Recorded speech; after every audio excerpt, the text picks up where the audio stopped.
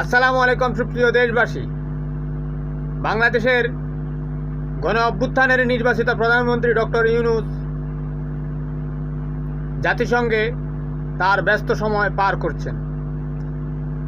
উনি মাত্র ৫৭ জন প্রতিনিধি নিয়ে জাতিসংঘে পৌঁছেছেন। আমাদের একমাত্র নোবেল লরিয়েট, যাকে দেখলে বিশ্বের যে কোনো প্রধানমন্ত্রী প্রেসিডেন্ট চেয়ার ছেড়ে দাঁড়িয়ে যায়।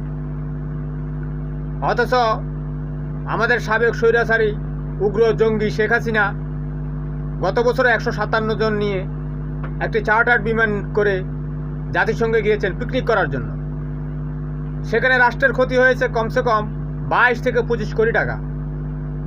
একটি দরিদ্র দেশের, হতদরিদ্র দেশের এভাবে কোটি কোটি টাকা খরচ করে জাতিসংঘের পিকনিক পার্টি করা তার জন্যে মোটেই উচিত হয়নি।